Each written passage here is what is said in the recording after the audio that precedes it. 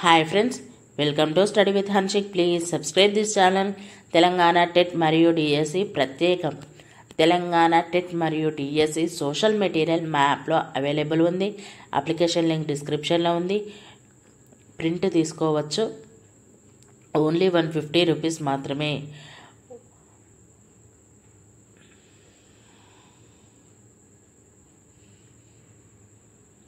PhonePe ద్వారా కానీ Google pay ద్వారా కానీ పొందవచ్చు. 9494525644.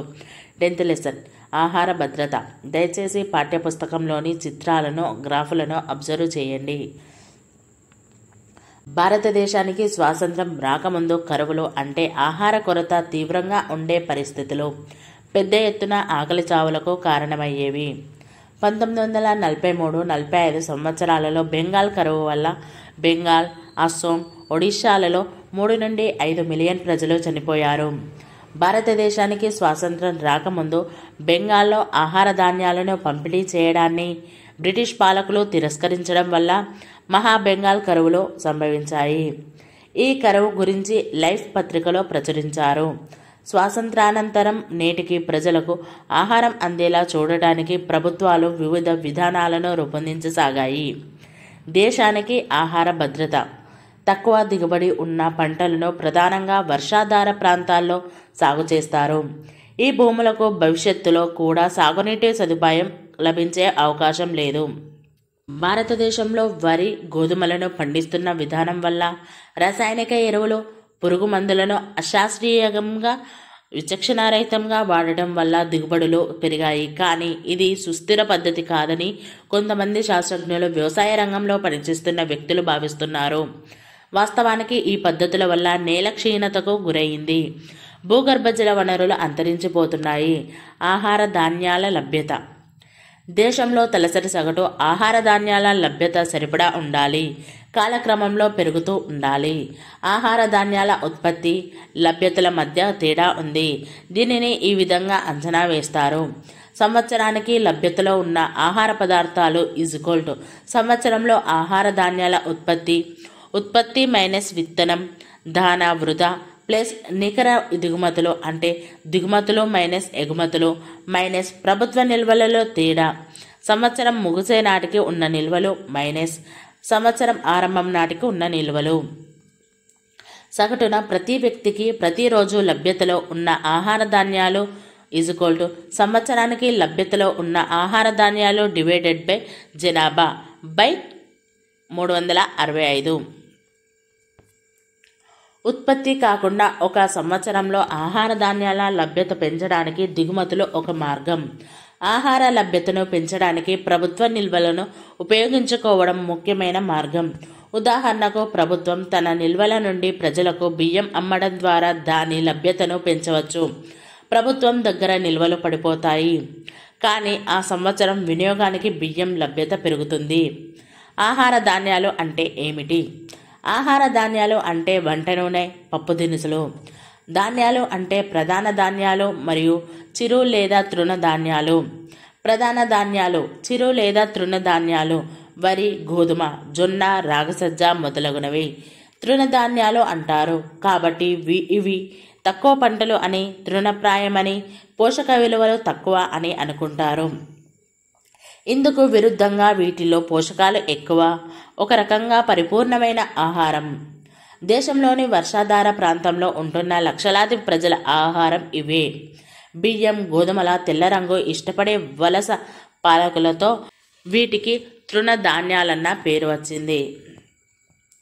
వలస పాలకులు స్థానిక ఆహారాన్ని, సాంస్కృతిక ఆచారాలను చిన్నచూపు చూశారు. ప్రస్తుతం చాలామంది వీటిని పోషక ధాన్యాలు అంటున్నారు. ఇతర ఆహార పదార్థాల లభ్యత.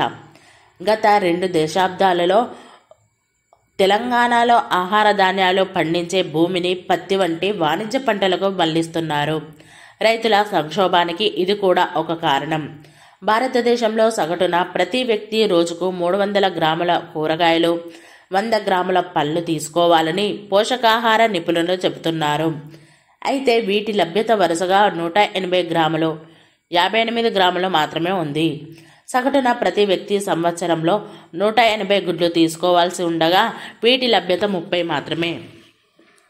ఆహారంలో సగటున ప్రతి వ్యక్తి సంవత్సరానికి 11 కిలోల మాంసం తీసుకోవాల్సి ఉండగా లభ్యత 3.2 కిలోలు మాత్రమే. రోజుకి ప్రతి వ్యక్తి 300 మిల్లీలీటర్ల పాలు తీసుకోవాల్సి ఉండగా లభ్యత 210 మిల్లీలీటర్లు మాత్రమే. ఇతర ఆహార పదార్థాల ఉత్పత్తి చేపట్టడానికి రైతులకు ఉత్పాదకాలు మార్కెట్ అవకాశాల రూపంలో మద్దతు కావాలి.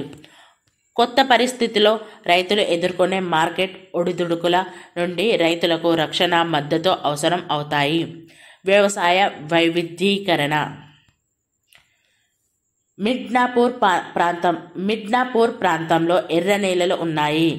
బోర్కొల్లా గ్రామ పంచాయతీ పరిధిలోని కస్పల్ గ్రామం ఇది. వ్యవసాయ వైవిధ్యీకరణ ఆహార ధాన్యాల ఉత్పత్తిని ప్రభావితం చేస్తుంది. దీనివల్ల ఎదురయ్యే విధానాలను సరైన ప్రణాళికల ద్వారా ఎదుర్కోవాలి. తలసరి ఆహార ధాన్యాల లభ్యతలో యూరప్ 700 గ్రాములు, అమెరికా 850 గ్రాములు వంటి దేశాలతో పోలిస్తే భారతదేశంలో తక్కువ. ఆహార ధాన్యాల తలసరి లభ్యత తగ్గుతూ ఉండటం భారతదేశం ఆహార భద్రత విషయంలో ఆందోళన కలిగించే విషయం. ఆహార అందుబాటు. ఆహార భద్రతలో తర్వాత ముఖ్యమైన అంశం ఆహార అందుబాటు. రోజుకు పట్టణ ప్రాంతాల్లో 2100 క్యాలరీలు, గ్రామీణ ప్రాంతాల్లో 2400 క్యాలరీలు శక్తిని ఇచ్చే ఆహారం తీసుకోవాలి. గ్రామీణ పట్టణ ప్రాంతాల్లో ప్రజలు తీసుకోవాల్సిన క్యాలరీల సగటు జాతీయ సగటు కన్నా తక్కువగా ఉంది. క్యాలరీల వినియోగం 1983తో పోలిస్తే 2004 నాటికి తగ్గింది.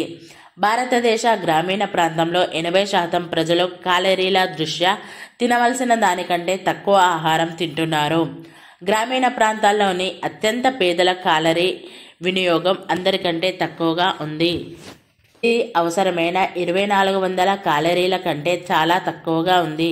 అందరిలో శారీరక శ్రమ, కష్టమైన పనులు ఎక్కువగా చేసేది వీళ్ళే. ప్రజా పంపిణీ వ్యవస్థ. భారతదేశంలో ఆహార ధాన్యాలు అందుబాటులో ఉండటానికి ప్రజలకు చౌక ధరల దుకాణాలు ఎంతో ముఖ్యమైనవి. 2009-10లో వివిధ రాష్ట్రాల ప్రజలు ప్రజా పంపిణీ వ్యవస్థలోని చౌక ధరల దుకాణాల నుండి కొనుగోలు చేసే ఆహార ధాన్యాలు. భారతదేశ దక్షిణాది రాష్ట్రాలలో ప్రజా పంపిణీ వ్యవస్థ బాగుందని అధ్యయనాలు వెల్లడిస్తున్నాయి. ఇవి ప్రజా పంపిణీ వ్యవస్థను అందరికీ వర్తింపజేసిన రాష్ట్రాలు. ఇవి అందరికీ తక్కువ ధరలో ఆహార ధాన్యాలు అందించాయి. ఇందుకు విరుద్ధంగా ఇతర రాష్ట్రాలు పేదవాళ్లను గుర్తించి ఆహార ధాన్యాలను పేదలు కాని వాళ్లకు వేరువేరు ధరలకు అమ్ముతున్నాయి. పేదలలో కూడా అత్యంత పేదలకు కూడా వేరే హక్కులు ఉన్నాయి. వాళ్లకు అందించే మోతాదు వేరు. ఉదాహరణకు అంత్యోదయ కార్డు ఉన్నవాళ్లకు ప్రతి కుటుంబానికి నెలకు 35 కిలోల ఆహార ధాన్యాలు, బియ్యం, గోధుమలు అందుతాయి. ప్రజా పంపిణీ వ్యవస్థ. ఆహార బఫర్ నిల్వలు. భారత ప్రభుత్వం భారత ఆహార సంస్థ ద్వారా కొని నిల్వ చేసే ఆహార ధాన్యాలను బఫర్ నిల్వలు అంటారు. అదనపు ఉత్పత్తి ఉన్న రాష్ట్రాల్లో రైతుల నుండి వడ్లు, గోధుమలను ఫుడ్ కార్పొరేషన్ ఆఫ్ ఇండియా కొనుగోలు చేస్తుంది. వీటికి ముందుగా ప్రకటించిన ధరల ప్రకారం రైతులకు చెల్లిస్తారు. ఈ ధరను కనీస మద్దతు ధర అంటారు. ప్రభుత్వం ప్రతి సంవత్సరానికి మినిమం సపోర్ట్ ప్రైస్ని ప్రకటిస్తుంది. కేంద్ర, రాష్ట్ర ప్రభుత్వాలు 1/3 ఆహార ధాన్యాలను రైతుల నుండి కొనుగోలు చేస్తాయి. వివిధ పథకాల ద్వారా ఈ ఆహార ధాన్యాలను ప్రజలకు పంపిణీ చేస్తుంది. ఇటీవల కాలంలో ప్రజా పంపిణీ వ్యవస్థకు అవసరమైన దానికంటే ఎక్కువ ఆహార ధాన్యాలను ప్రభుత్వ సంస్థలు కొనుగోలు చేస్తున్నాయి. ప్రభుత్వ నిల్వలు ప్రతి సంవత్సరం పెరుగుతుంటే ఆహార ధాన్యాల లభ్యత తగ్గుతుంది. అవసరమైన ప్రజలకు ఈ ఆహార ధాన్యాలను పంపిణీ చేయడం లేదన్న విమర్శ ప్రభుత్వంపై ఉంది. కొన్నిసార్లు ప్రభుత్వాలు ఈ ఆహార ధాన్యాలను విదేశాలకు ఎగుమతి కూడా చేశాయి. జాతీయ ఆహార భద్రతా చట్టం 2013లో భారత ప్రభుత్వం జాతీయ ఆహార భద్రతా చట్టం అనే ఒక కొత్త చట్టం చేసింది. ఇది ప్రజలకు ఉన్న ఆహారాన్ని పొందే హక్కును, చట్టబద్ధతను ఇచ్చింది. భారతదేశంలోని 3/2 జనాభాకు ఇది వర్తిస్తుంది. ఈ చట్టం ప్రకారం తక్కువ ఆదాయం ఉన్న కుటుంబాలలోని ప్రతి వ్యక్తికి సబ్సిడీ ధరకు 5 కిలోల ఆహార ధాన్యాలు అందుతాయి. పేదవాళ్లలో అత్యంత పేదలకు 35 కిలోలు ఇవ్వాలి. కొన్ని సంవత్సరాల పాటు కేంద్ర ప్రభుత్వం బియ్యం, గోధుమ, చిరుధాన్యాలను వరుసగా 3, 2, 1 రూపాయలకు అందిస్తుంది. ఈ చట్టం ప్రకారం అవసరమైతే గ్రామీణ ప్రాంతాల్లో అత్యధికంగా 75%, పట్టణ జనాభాలో 50% ప్రజా పంపిణీ వ్యవస్థ నుండి ఆహార ధాన్యాలను కొనుగోలు చేసే హక్కు ఉంది. ప్రభుత్వం ఆహార ధాన్యాలను అందించే పరిస్థితిలో లేకపోతే ప్రజలు వాటిని కొనుక్కోవడానికి నగదు ఇవ్వాలి. ఈ చట్టం ప్రకారం గర్భిణీ స్త్రీలకు, పాలిచ్చే తల్లులకు, అంగన్వాడీకి వచ్చే 1 నుండి 6 సంవత్సరాల పిల్లలకు, బడికి వచ్చే 6 నుండి 14 సంవత్సరాల పిల్లలకు మధ్యాహ్న భోజనం పెట్టాలి. భారత పార్లమెంటు జాతీయ ఆహార భద్రతా చట్టాలను, సమగ్ర శిశువు అభివృద్ధి పథకం వంటి పథకాలను అమలు చేస్తుండగా ఇటీవలి కాలంలో ఆహార భద్రత అమలయ్యేలా చూడటంలో భారత న్యాయ వ్యవస్థ కూడా చురుకైన పాత్ర పోషిస్తుంది. స్వచ్ఛంద సంస్థలు వేసిన దావాలలో తీర్పుని ఇస్తూ పాఠశాలలో చదువుతున్న పిల్లలకు మధ్యాహ్న భోజనం పెట్టమని కేంద్ర, రాష్ట్ర ప్రభుత్వాలకు ఆదేశాలు జారీ చేసింది. ఈ పథకం తమిళనాడు వంటి రాష్ట్రాల్లో చిన్న స్థాయిలో అమలవుతూ ఉండేది. ప్రస్తుతం ఈ పథకం అన్ని రాష్ట్రాలలో అమలవుతుంది. పాఠశాలలో చదువుతున్న 14 కోట్ల మంది పిల్లలు ప్రస్తుతం మధ్యాహ్న భోజనం తింటున్నారు. రాష్ట్ర ప్రభుత్వాలు ఈ పథకాన్ని అమలు చేయడానికి నిరాకరించినప్పుడు న్యాయస్థానం పర్యవేక్షణ విధానాన్ని కూడా నెలకొల్పింది. స్థానికంగా పండించిన ఆహార ధాన్యాలను ఉపయోగించాలని, పోషకాహారంగా ఉండాలని, వారంలో ప్రతిరోజు వేరువేరు పదార్థాలను పెట్టాలంటూ మధ్యాహ్న భోజన పథకాన్ని మెరుగ్గా అమలుపరచడానికి అనేక సిఫార్సులు న్యాయస్థానం చేసింది. ఆహారం వండటంలో దళితులకు, విధవలకు, ఏ ఆధారం లేని మహిళలకు ప్రాధాన్యత ఇవ్వాలని న్యాయస్థానం ఆదేశాలు జారీ చేసింది. ప్రపంచంలోకెల్లా అదే అత్యంత భారీ పాఠశాల భోజన పథకం. ఈ పథకానికి డబ్బులు సమకూర్చుకోవడానికి పన్నులు విధించమని కూడా భారత ప్రభుత్వాన్ని న్యాయస్థానం ఆదేశించింది.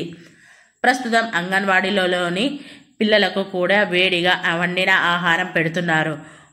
పోషకాహార స్థాయి.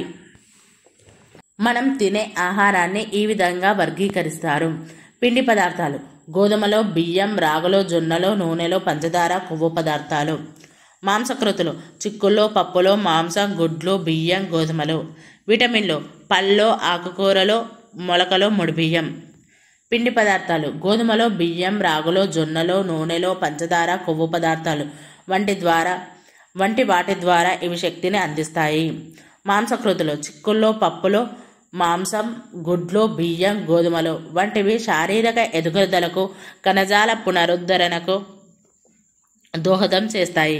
విటమిన్లు: పళ్ళు, కూరగాయలు, మొలకలు, ముడిబియ్యం వంటి వాటి ద్వారా శరీరానికి రక్షణ ఇచ్చి అనేక కీలక వ్యవస్థలను పనిచేయడానికి ఉపయోగపడతాయి.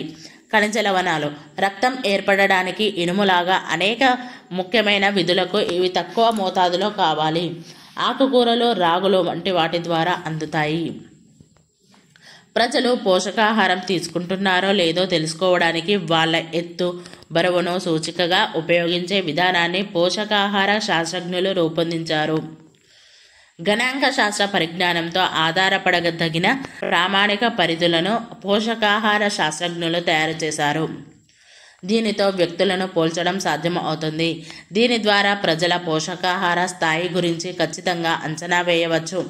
హైదరాబాద్లోని జాతీయ పోషకాహార సంస్థ దేశవ్యాప్తంగా పలు రాష్ట్రాల్లో చేసిన పోషకాహార సర్వే భారతదేశంలో పోషకాహార స్థాయి ఆందోళనకరంగా ఉందని వెల్లడి చేస్తుంది.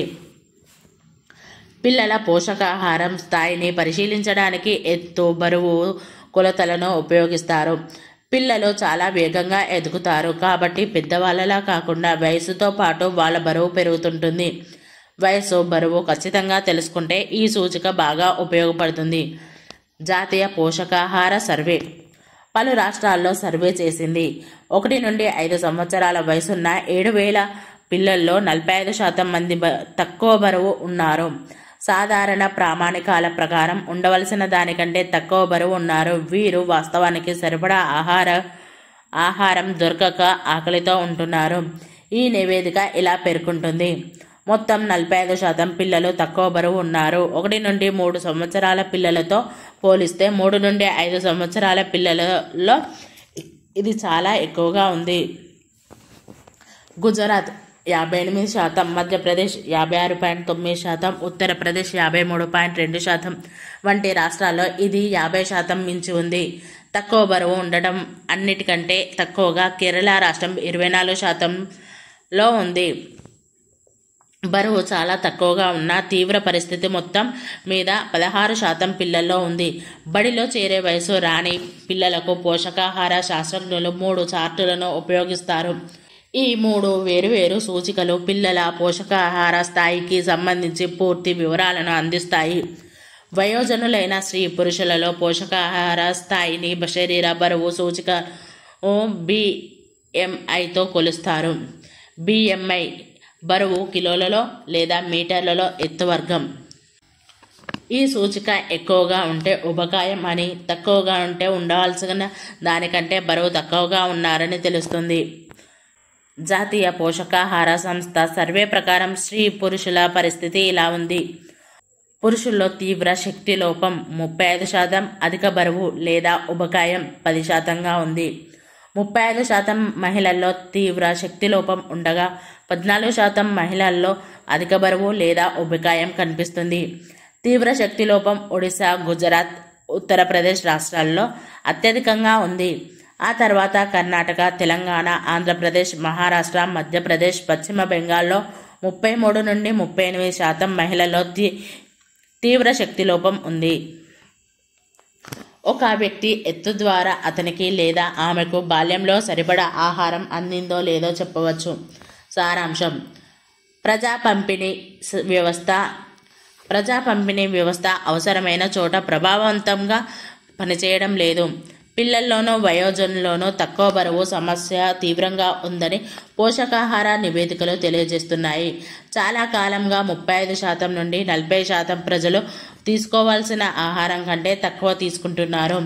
దేశంలో సరిపడేంత ఆహార నిల్వలు ఉన్నప్పటికీ చాలామంది ప్రజలు ఆకలితో ఉంటూ పోషకాహార లోపానికి గురవుతున్నారు. Thank you friends. ఈ వీడియో కనుక నచ్చినట్లయితే లైక్ చేయండి, షేర్ చేయండి, కామెంట్ చేయండి, సబ్స్క్రైబ్ చేయండి ఫ్రెండ్స్.